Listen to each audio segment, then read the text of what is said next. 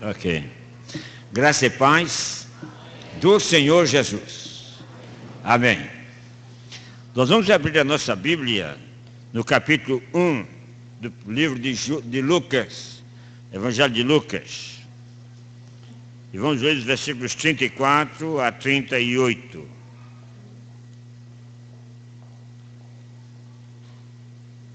Lucas, capítulo 1, versos 34 a 38.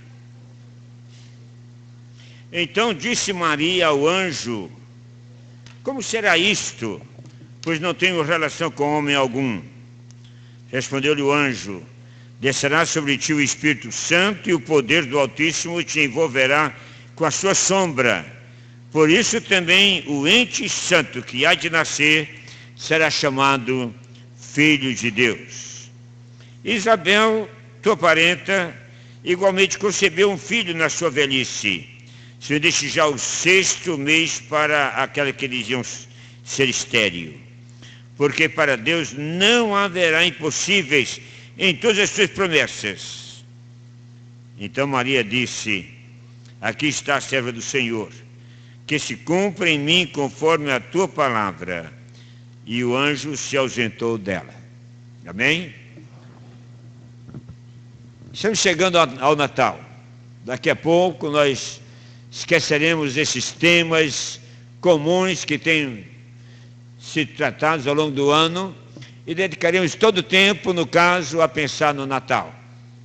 E o Natal não é uma novidade. Todo ano nós temos a mesma história, temos a mesma comemoração, que até parece que nós caímos numa rotina já meio sem muito significado. Creio que alguns se sentem até meio cansados do Natal, porque é apenas uma festa a mais, que o comércio, aliás, comemora com todas as suas forças, porque vai lucrar muito, ele sabe.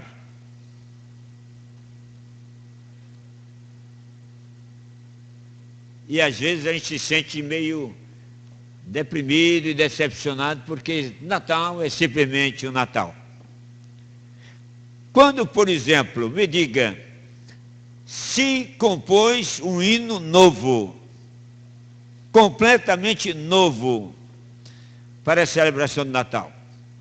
Quando foi, por exemplo, que foi composto o corinho Nas estrelas vejo a sua, nas estrelas vejo a sua mão. Quando foi que a gente compôs esse corinho? Faz tempo, faz muito tempo. A gente nem sabe exatamente quando, porque o Natal tornou-se apenas no Natal.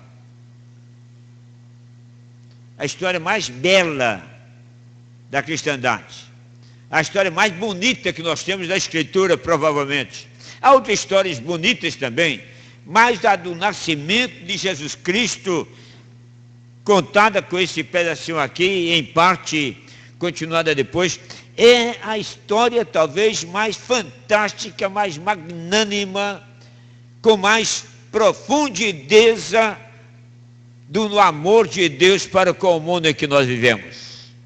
Se há alguma dúvida no seu coração sobre o amor de Deus, essa dúvida se extingue quando você penetra a história do Natal, quando você estuda a história do Natal em profundidade, e quando você aplica a sua vida à história do Natal, você vê que tudo aconteceu por causa de você, simplesmente por causa de você, que no seu grande amor, na sua grande bondade, na sua grande misericórdia, Deus arquitetou um plano fantástico, maravilhoso, para abençoar você. E isto é Natal.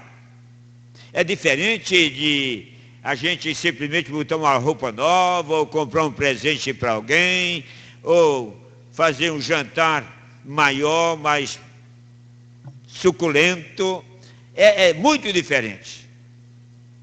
Mas na realidade nós vivemos assim. E há algumas coisas que a gente tem que relembrar no caso.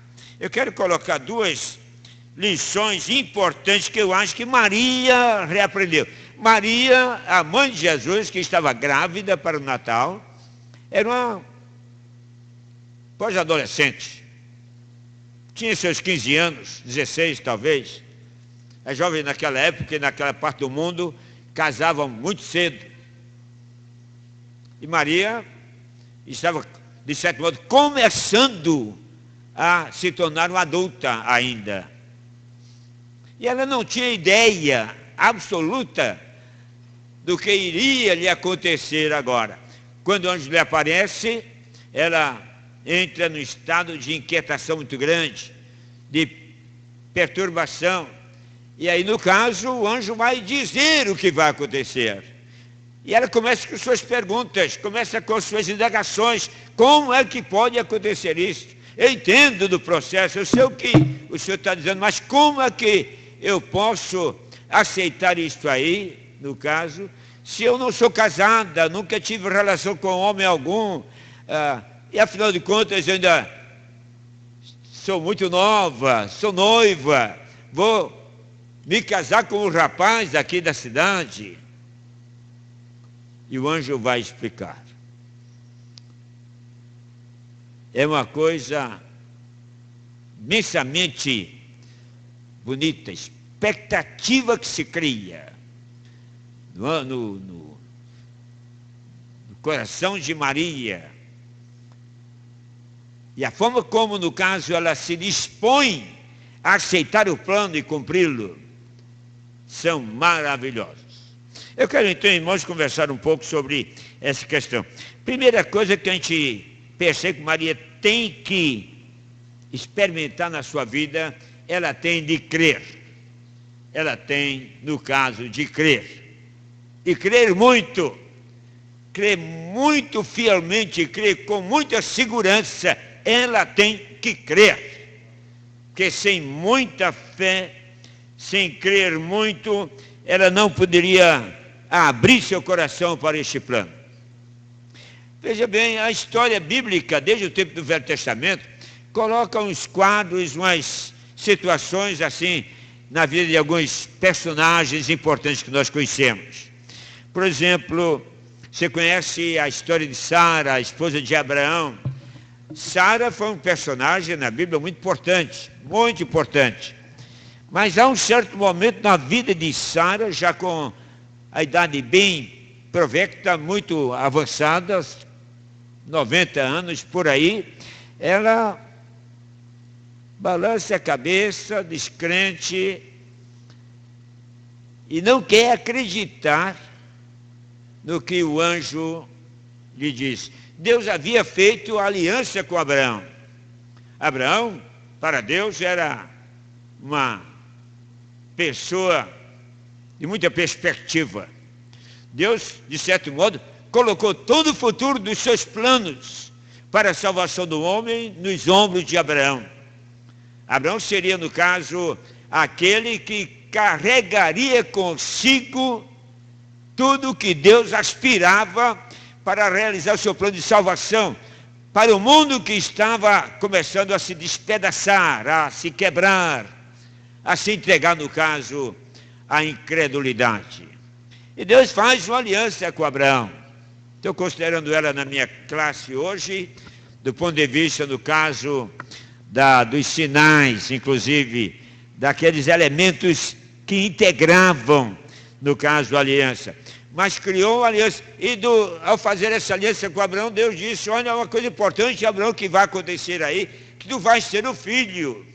E Abraão sorriu. E quando a notícia chegou, no caso, para Sara, ela sorriu mais ainda, porque não acreditou. Nem Abraão acreditou totalmente, nem Eva, nem Sara acreditou. Porque eram muito...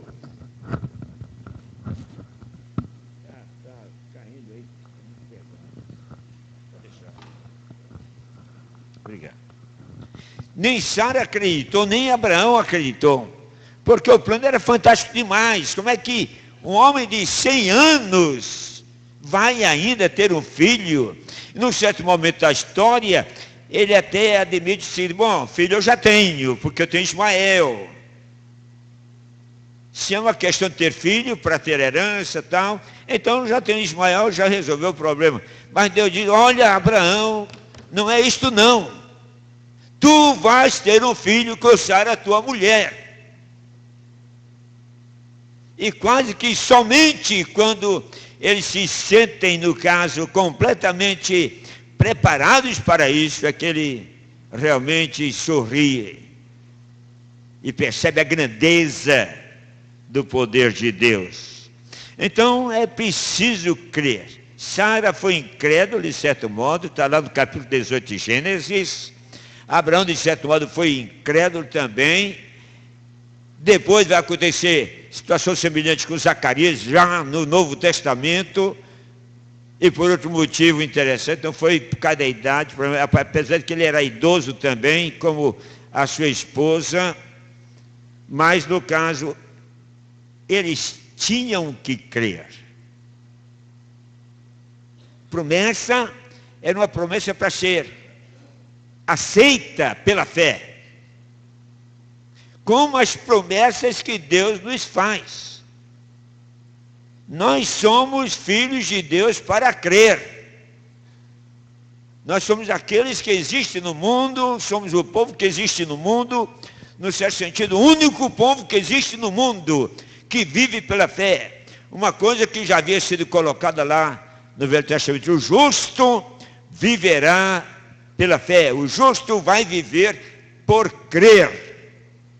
E se nós deixarmos de crer, irmãos, nós, os nossos irmãos pelo mundo afora, este mundo afundará por completo na miséria, na desolação, na inquietação de todo sentido, até que nada mais exista. Nós temos que crer. Há uma coisa interessante que a gente vai perceber na história, no Velho Testamento, a história do Velho Testamento, é que a história, o plano da redenção em Cristo Jesus quase poderia ter parado, quase poderia ter ficado para trás. Abraão e Sara eram o esteio, o alicerce. Chegaram aos 90 anos, 100 anos, não tiveram filhos. Do ponto de vista natural, eles não teriam mais filhos. E não tendo mais filhos, o plano de Deus da vida do Messias terminaria, pararia ali. Não teria continuidade.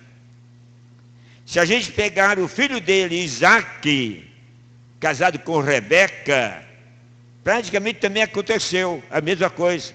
Rebeca era estéril, ou ele era estéril. Mas o que aconteceu, a gente sabe, é que ele teve que orar 20 anos para que Rebeca, sua esposa, tivesse um filho. E ele teve. Parecia que não ia ter filho e que aquele plano aspirado e desejado, criado como um grande investimento da pessoa, desses que o acompanhavam, iria parar ali. Não parou, prosseguiu. Depois a gente tem Isabel e Zacarias. Zacarias também idoso com Isabel. E Deus prometeu um filho. E é interessante que a questão de Zacarias foi problema no caso do nome. Mas ele desacreditou também, ele não acreditou também que pudesse ter mais um filho, mesmo para agradar ao Senhor.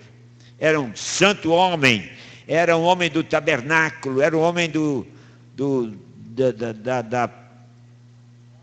cerimonialismo de Israel, era um homem que acompanhava e todo mundo tinha uma admiração profunda para com ele. Ele entrou no tabernáculo, demorou, e todo mundo já ficou: este homem é santo, alguma coisa aconteceu com ele, porque este homem é santo. Realmente era um homem de Deus. E no caso, quando o filho veio e se discutiu o nome do filho, alguns disseram: vai ser Zacarias também, porque o pai é Zacarias, então deve ser Zacarias também. E ele que tinha ficado mudo por causa da repreensão de Deus, por não acreditar plenamente, tomou uma tabuleta e escreveu lá o nome do seu filho, João. Mas João, não tem ninguém João, não tem nenhum João na sua família, como é que vai ser João? João, não se discute mais. João. E aí ele falou, aí ele voltou a falar, e aí ele compreendeu que Deus estava executando o plano por completo. E no fim ainda, para não compridar muito a história, nós temos Maria, a Virgem Maria, a jovem Maria. Ela aceitou plenamente, entregou-se. Aqui está a serva do Senhor, que se cumpre em mim conforme a sua vontade. Se entregou completamente, depois das explicações, do trabalhar a cabeça com o anjo. Mas Maria não teria um filho em contato com o homem, depois de casado. Ela ia casar com José, mas o filho que estava prometido não seria filho de Maria e de José, seria filho exclusivamente de Maria. E o anjo explica, mas como é que vai ser isso? Ela pergunta. O Espírito do Senhor realizará toda a obra. Milagre, alguma coisa milagrosa, na realidade um grande milagre, se realizaria no corpo dela. Ela daria à luz o filho, que não seria filho de José também. Depois ele foi filho de José, no caso, por convivência social, mas não por geração. Então veja o que acontece. Tem que crer. Se a gente perder a capacidade de crer, a gente já está derrotado diante das grandes batalhas.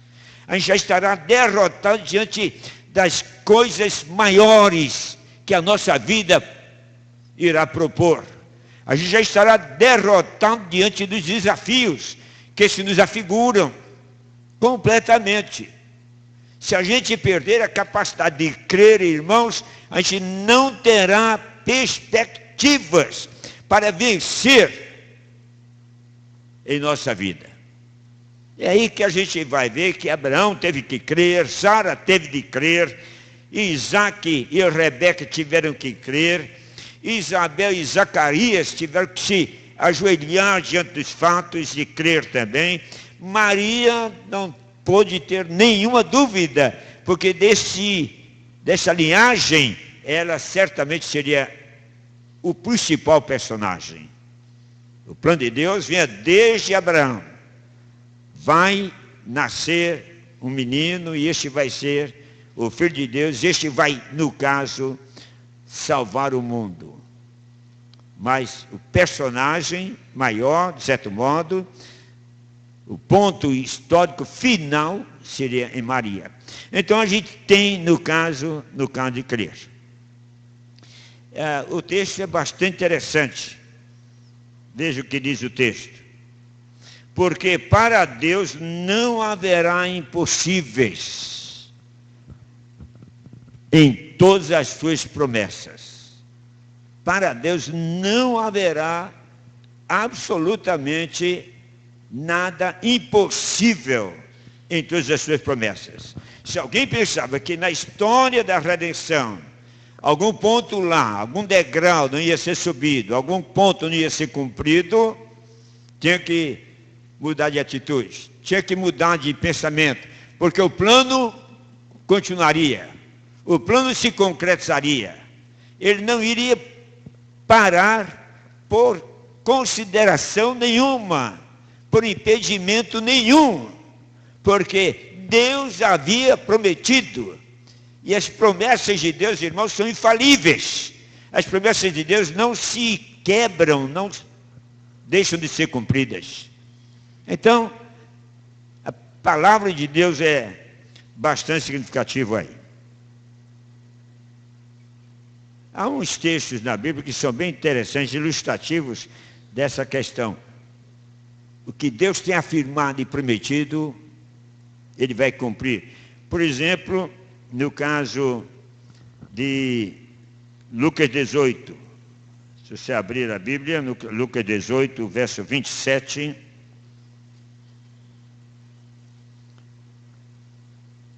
E Marcos 10, 27 também.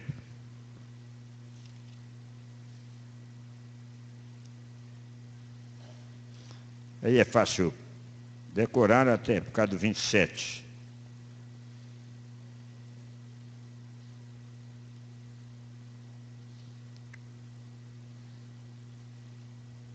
Jesus está discutindo em Marcos, capítulo 17, a questão da vida eterna.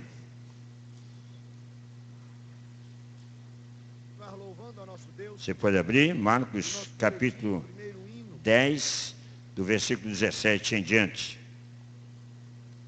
Jesus está discutindo, no caso, e discutindo com os judeus. Porque nós acreditamos no Senhor que nos sustenta em todo o tempo também. Tem aquele jovem e diz: Senhor, que farei para herdar a vida eterna? E Jesus diz a ele: por que me chamas bom? Ninguém é bom senão Deus. Seus mandamentos, ele vai historiando a sua vida, construindo seu perfil. Tudo isso eu tenho observado desde a minha mocidade, desde a minha juventude.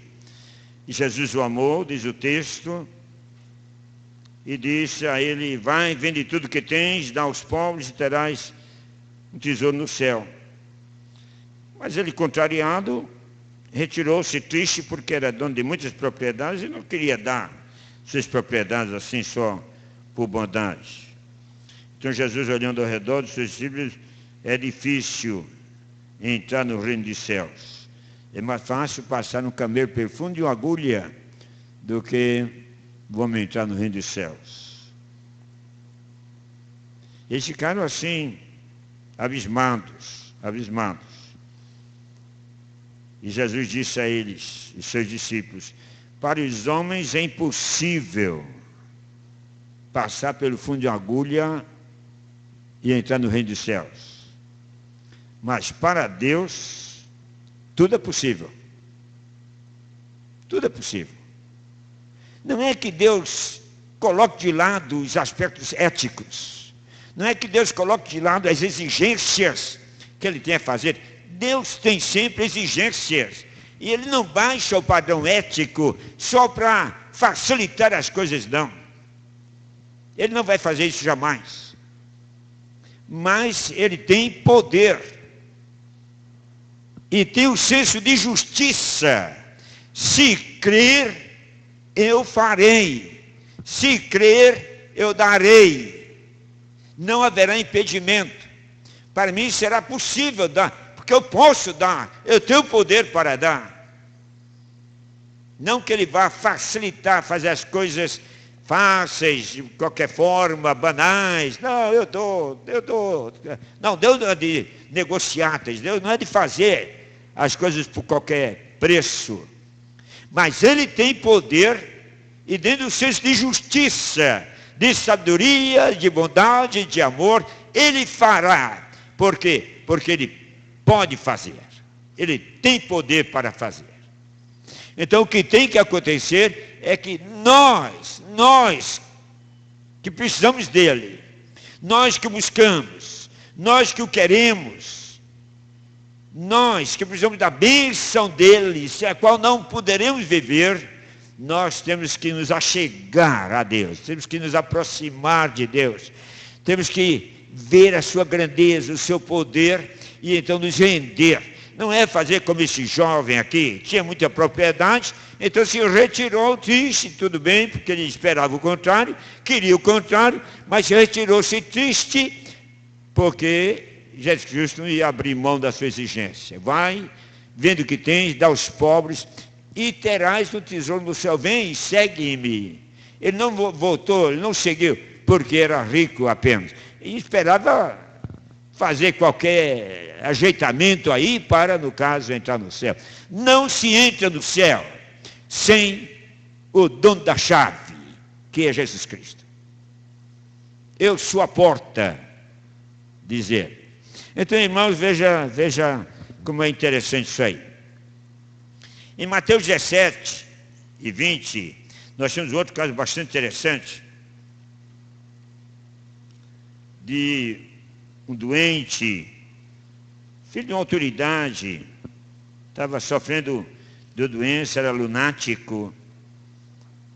E ele foi a Jesus e pediu: Senhor, acode-me, porque meu filho está muito doente, muito doente. E ele pode morrer. E Jesus Cristo acompanha e tal, e a palavra final de Jesus Cristo é parecida com essa primeira que eu coloquei: nada vos será impossível. Há momentos de aflição, de angústia, de tristeza. Não vou dizer que sempre acontecerá do mesmo jeito, mas se Jesus estiver presente, Ele poderá fazer. Nada é impossível para aquele que crê. Nada. Você vai pedir à montanha que se retire, se jogue no mar. Você vai pedir que as coisas se alterem e alguma coisa maravilhosa pode acontecer. Por quê? Porque você crê. Não porque você tem méritos para aquilo. Não porque você, no caso, merece. Ah, eu sou bom. Então, não é isto. Nós não somos bons. Nós não somos bons. Nós somos salvos pela graça e pela misericórdia de Deus, porque do contrário nós pereceríamos, seríamos condenados. Então Deus se adianta e faz e resolve o nosso dilema e nos guia. Então essa é a primeira coisa que Maria tinha que aprender, tinha que crer, de certo modo sair da tradição de Abraão, de Sara, daqueles outros que não acreditaram, pelo menos de imediato, e agora de primeira. Bom, eu quero saber, mas eu acredito. Eu estou acreditando. O senhor vai apenas me explicar, seu anjo, o senhor vai me explicar porque eu não estou sabendo como é que vai ser. Então, a primeira coisa é crer. Segunda coisa, irmãos, crer nas promessas. Esse aí é um problema bastante interessante e para muita gente bastante complicado, porque muita gente está acreditando em promessas que não tem nada a ver com a vida de hoje, até com a vida, no caso, do Velho Testamento. Você sabe que a história do Velho Testamento para o Novo Testamento mudou muito progressivamente, e Deus está ainda, no certo sentido, construindo este povo que Ele criou para si. Deus criou o povo de Israel para si, prometeu muita coisa para Israel, e muita gente ainda está olhando para trás, para aquelas promessas lá do Velho Testamento, dos tempos bem antigos, como se não houvesse promessa para a atualidade. Não, irmãos, Deus tem também para nós promessas belíssimas, muito significativas, para acontecerem em nosso viver agora, e não somente lá no tempo do Velho Testamento. É preciso deixar de ser, ter os olhos voltados só para a antiguidade e pensar na atualidade. Nós não vamos voltar mais ao tempo do Velho Testamento. Nós vamos prosseguir dentro do Novo Testamento, do Novo Testamento. E aí nós vamos encontrar os caminhos que Deus tem colocado para nós. Maria, nessa experiência, a gente vê, ela passa por provas bastante difíceis. Um escritor que eu peguei na preparação do sermão diz o seguinte: há 4 estágios da experiência espiritual de Maria, 4, que ela tira para. Primeiro, ela tem um espanto tremendo ao receber a notícia, uma bomba para ela. Uma jovem muito nova, prometida em casamento, de repente tem que abandonar todos os planos e aceitar. Tem que aceitar mesmo. A gente não nega nada a Deus, especialmente se Deus pessoalmente nos pede. Nós não temos capacidade de negar, nós não temos poder para negar, nós não temos por que negar. Porque a grande bênção que nós temos na vida, irmãos, é justamente a bênção de concordar com Deus e servi-lo com toda a fidelidade. Então Maria, no caso, está no versículo 29, do texto que nós vimos utilizando, Lucas capítulo 1, verso 29. Ela, porém, ao ouvir esta palavra, perturbou-se muito e pôs-se a pensar no que significaria esta saudação. Perturbou-se. Ninguém pensa que Maria estava além, ou muito além, da expectativa que nós também vivemos. É uma mulher, é uma jovem, iria encarar os dilemas da vida como todo mundo enfrenta. E naturalmente ela teve que encarar isso, enfrentar, e ao saber da notícia primeira, ela se perturba. Diz o texto, perturbou-se. Ela se espantou com a grandiosidade do projeto. Mas será que eu vou dar conta disso aí? Será que eu vou conseguir dar conta disso aí? Ela se espanta. No versículo 34, a gente tem o seguinte: então Maria disse ao anjo: como será isso, pois não tenho relação com homem algum? Eu estou perplexa. Além de espantada, eu estou perplexa, porque eu nem sei como é que isso tem que acontecer. Então o senhor tem que me convencer, o senhor tem que me dizer, explicar como é que vai acontecer. Estou perplexa. É grande demais a tarefa. O sonho passou da bitola, está muito grande para mim, está muito pesado. Mas ela vai pouco a pouco chegando.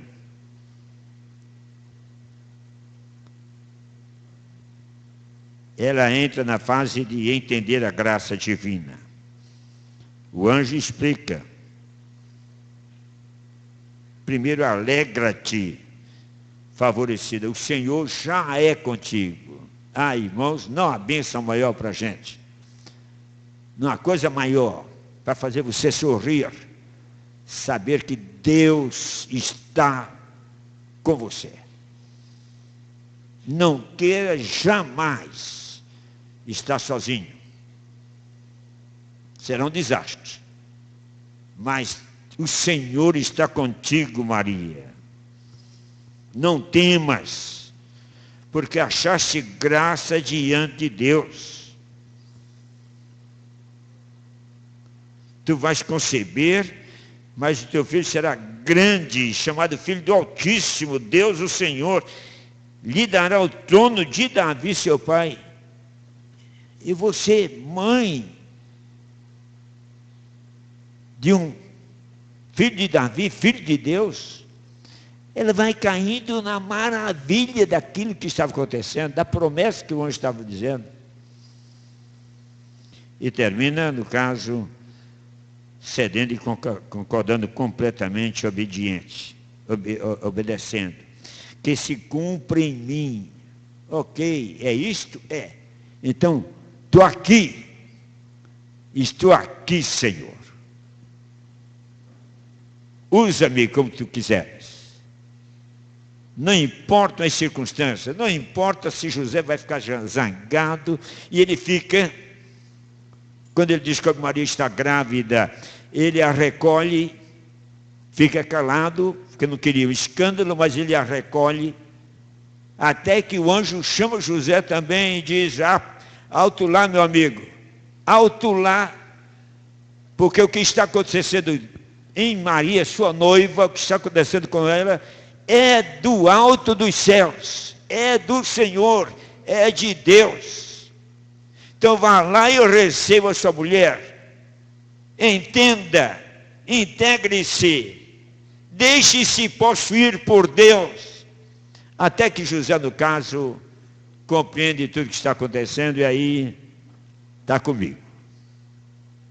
Está comigo, estou pronto para fazer a vontade de Deus. Obediência. Que se cumpra em mim a promessa do Pai Celeste.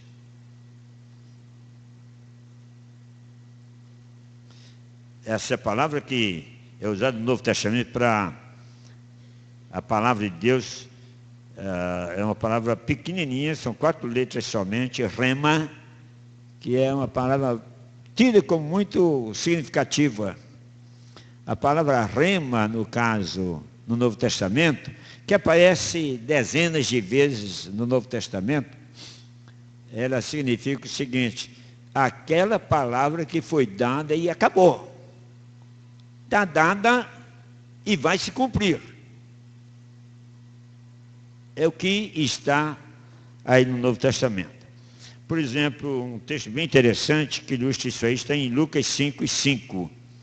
Os pescadores estavam pescando, os discípulos pescando lá no lago de Genezaré, e no caso, no momento eles não conseguiram numa noite, não conseguiram nenhum peixe, não pegaram nada. E aí, pela palavra dada de Jesus Cristo diz: olha, joga de novo, agora joga para cá. Por causa da palavra de Cristo, eles pegaram tanto peixe que não podiam arrastar. Rema. A palavra rema. Ok? Estavam fracassados, decepcionados, estavam chateados porque passaram a noite toda trabalhando para pescar e não pegaram nenhuma piabinha. Nada.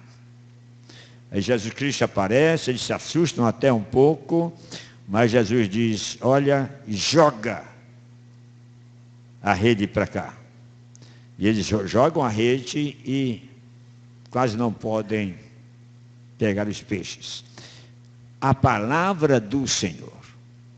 A palavra do Senhor, irmãos, quando dita, ela traz consigo o sentido da autoridade dele, o sentido do poder dele, de modo que ele faz cumprir-se aquilo que ele está dizendo.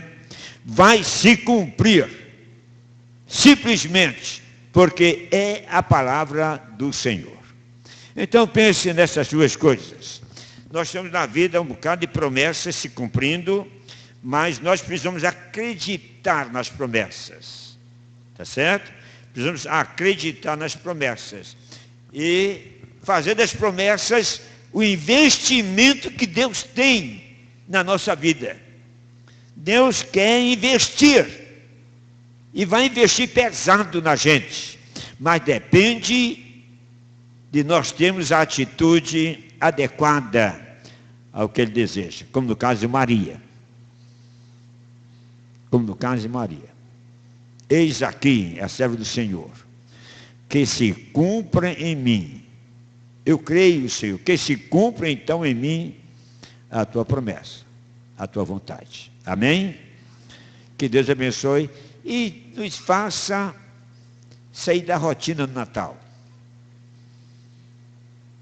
E o Natal não seja simplesmente uma festa rotineira, seja alguma coisa nova, bem nova, grandiosa, porque Deus está vivendo o Natal com a gente.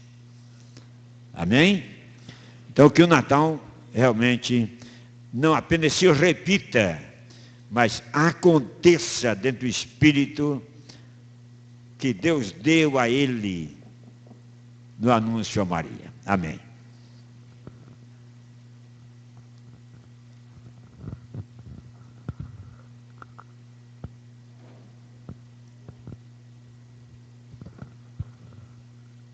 Louvado seja Deus. Queremos dar um abraço a algumas pessoas que de forma especial nos visitam hoje. Joel e Lu. Já deixaram na intimidade. Onde estão Joel e Lu? Já estou cheio, aqui ó. Já estou cheio de intimidade. Sejam bem-vindos. Jesus abençoe vocês e a casa de vocês. A Iris Lopes. Cadê a Iris? Está lá na salinha. Veio com a senhora, foi? Então dá um abraço nosso nela, por favor. O Marcos Antônio. Cadê o Marcos? Ali, ó, atrás. Seja bem-vindo, Marcos. Que Jesus o abençoe, meu querido. Obrigado. Josefa Guedes. Josefa aqui ao centro. Seja bem-vinda também, minha filha. Jesus te abençoe. O João Batista. João, tá sorridente o cabra aí, ó. Jesus te abençoe, meu filho. Recadinho. Rosiane. Cadê a Rosiane? Ali também, está todo mundo ali mais ou menos, ó. Seja bem-vinda, minha filha. Que Jesus te abençoe muito. Muito obrigado pela sua presença aqui. Alguém mais nos visita e nós não tivemos o privilégio de registrar? Alguém mais? Olha aí, é verdade, a menina da voz bonita e os demais. Sejam bem-vindos, queridos. É um presente receber vocês aqui na nossa igreja, viu? Que Jesus os abençoe. Muito obrigado.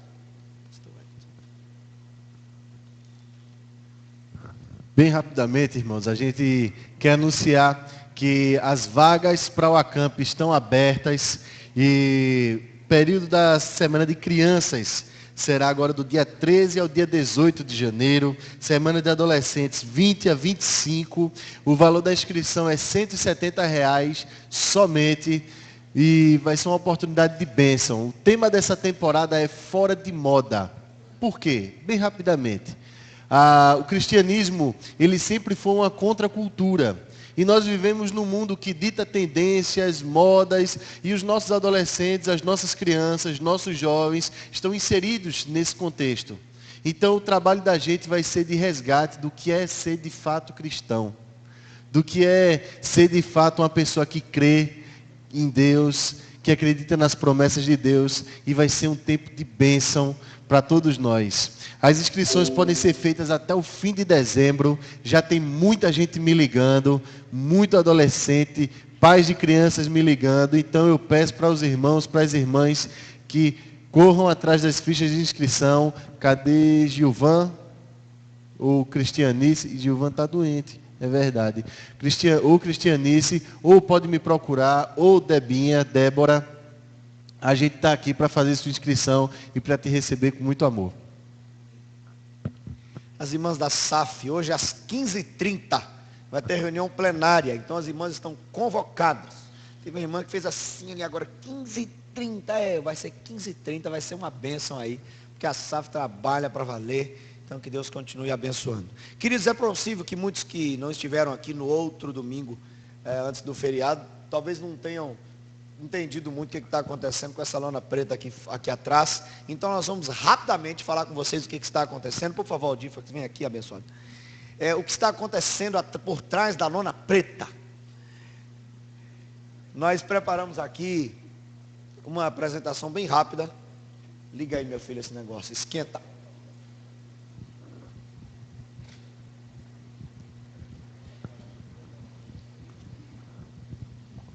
Nós estamos com a nossa campanha Reconstruir, que nós começamos para poder comprar uma aparelhagem de som nova para a igreja e descobrimos, e Deus tem nos conduzido a reformarmos nossa igreja totalmente, na parte interna. Depois vamos partir para fora também, é claro, mas nós vamos mexer, já estão sentados nos bancos acolchoados, teremos que fazer outros bancos, porque temos espaço para isso, e já até nos procuraram com essa intenção.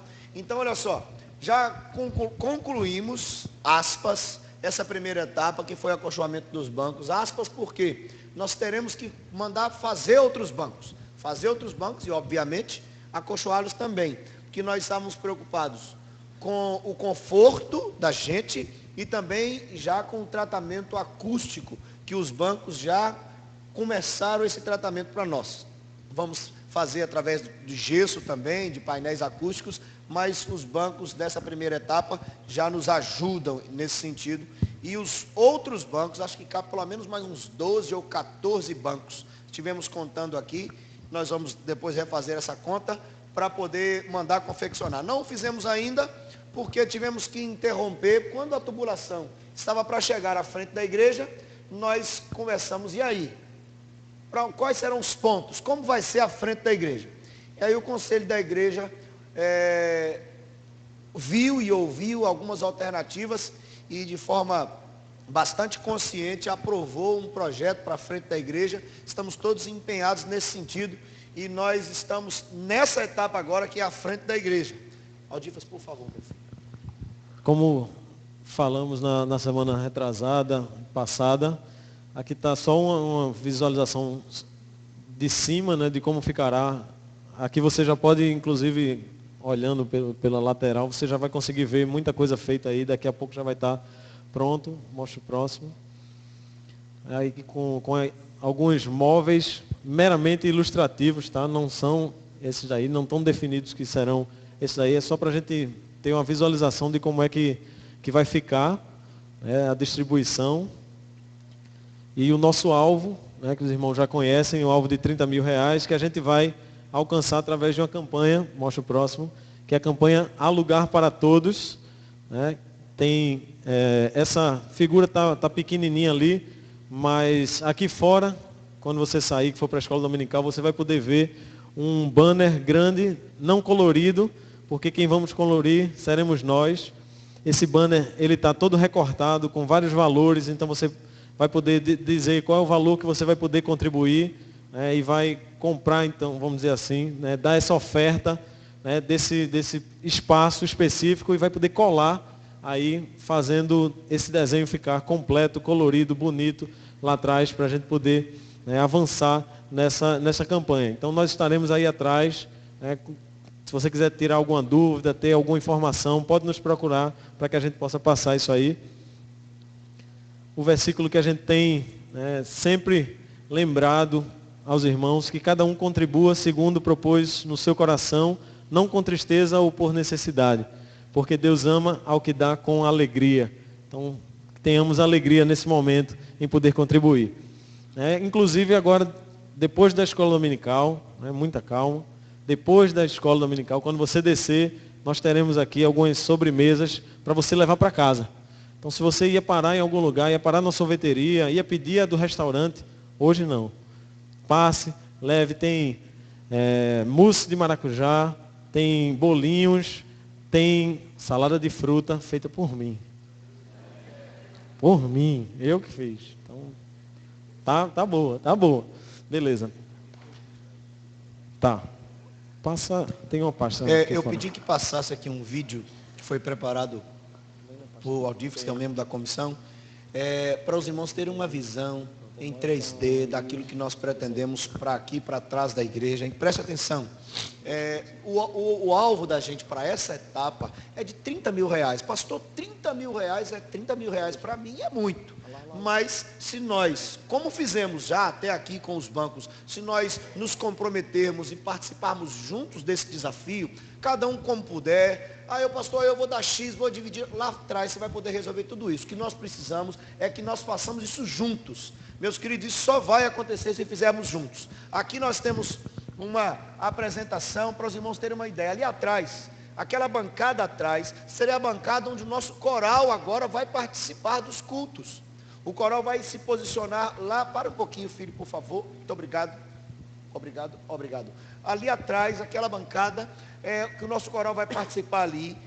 Obviamente, no dia a dia, nós não vamos preencher todo esse espaço. Vamos ficar de um dos lados, mas nos eventos que temos tido, de aniversário, de cantata, e com o crescimento natural do nosso coral, esse espaço vai sendo ocupado. E o que nós pretendemos com isso? Nós pretendemos que, tendo pessoas assentadas ali, do nosso coral ou algumas outras necessidades que surgirem, nós ganhemos espaço aqui na nave do templo, para que outras pessoas que Deus estará trazendo para fazer parte da nossa igreja também, dessa comunidade, tenham espaço para sentar e o façam de maneira organizada.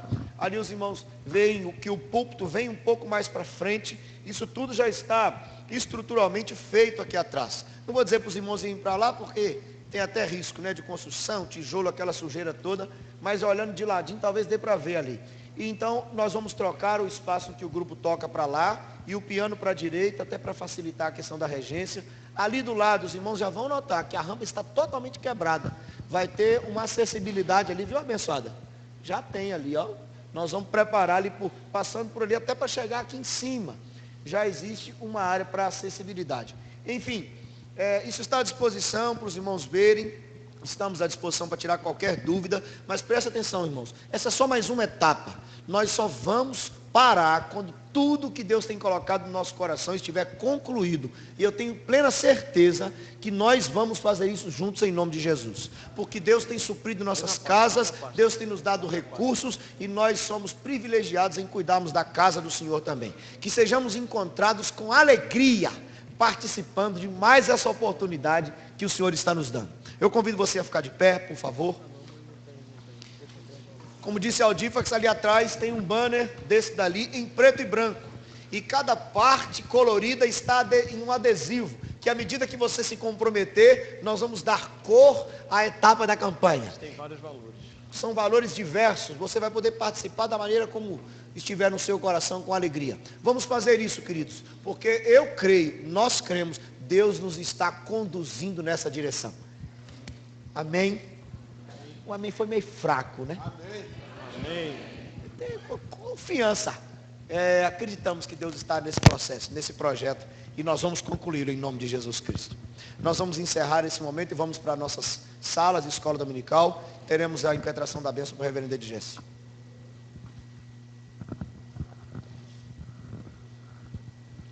Oremos, irmãos. Que a graça de nosso Senhor e Salvador Jesus Cristo, nascido em Belém, mas Senhor da terra, desde toda a eternidade. Que o amor de Deus, nosso Pai, Pai de Jesus Cristo, e as bênçãos do Espírito Santo, a alegria, a paz, o poder, a segurança, o Espírito Santo que gerou a Jesus no ventre de Maria. Que o Pai, o Filho e o Espírito Santo estejam em nós, estejam sobre nós, hoje e para todo sempre.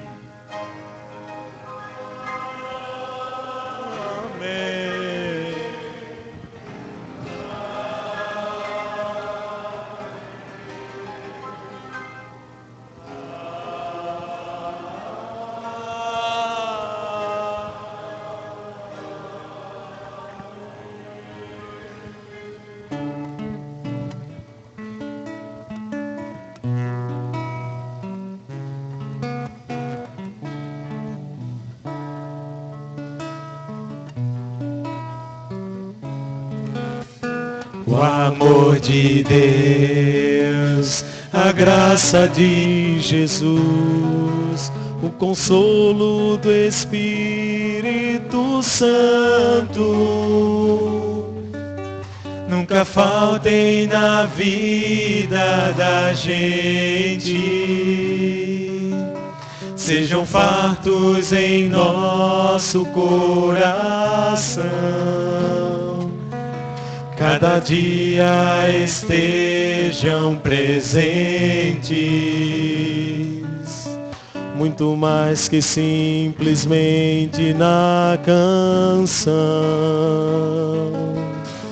O amor de Deus, a graça de Jesus, o consolo do Espírito Santo,